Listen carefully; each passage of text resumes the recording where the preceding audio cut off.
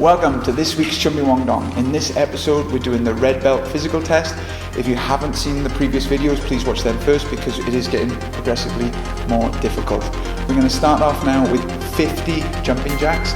This is quite a long time, so make sure you're breathing in and out constantly, try and get your rhythm going, and just take your time because this warm-up is a lot longer. So again, the cardio is building up, the heart rate's raising, but again, I want to encourage students to watch their breathing, try and breathe as slowly and naturally as you can, and this will help you later on in the testing, especially with your fitness.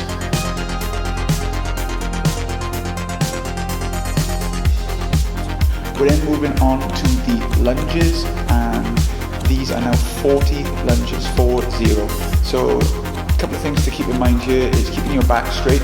Try and keep your hands up as you're doing it, looking forward, and keep your knees over ankles so you're keeping good posture. And as always, if you have bad knees, please look at the modification. But again, if you can get that explosive power, this will help with plyometric exercises like jump kicks, like using your whole body to drive through and really explode. And again, as always, we're trying to keep the knees as strong as possible.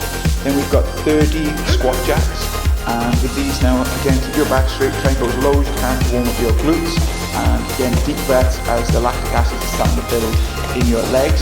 So breathing in and out and take your time. And again, the modification is to just do a basic squat, but we want to be developing this plyometric ability to explode up and down, making the glutes strong, making the inner thighs strong, so you can do jump kicks, and especially the jump spinning kicks.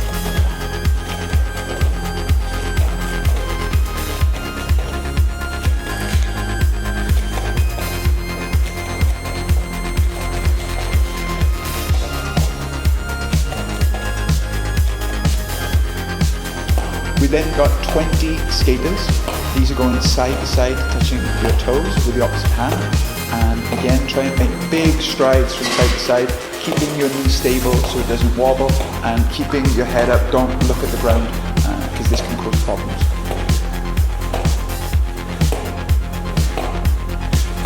And in the new exercise, we're doing 10 burpees. So you've got the main version where you go out on the plank, jump back in and then explode up, and then we've got a modification for those of you who need it. So just step out and step in.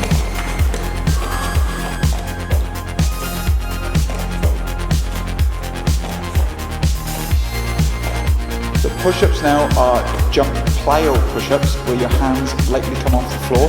These are used for explosive punches and can help build up your chest muscles for strong push-ups. Now instead of increasing the push-ups up and up and up and up, I think it's better quality over quantity. We're going to do 20 sit-ups again, but this time we're going to make it a little bit more difficult. We're not going to let the back touch the floor, so you keep your core engaged, and this is actually better for you, better for your back in the long run.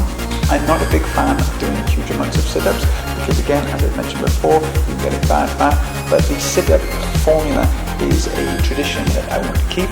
So 20 will be the maximum number that we always do, and this is just to make sure that you can lift your body, working the solar plexus muscle, which is often hit.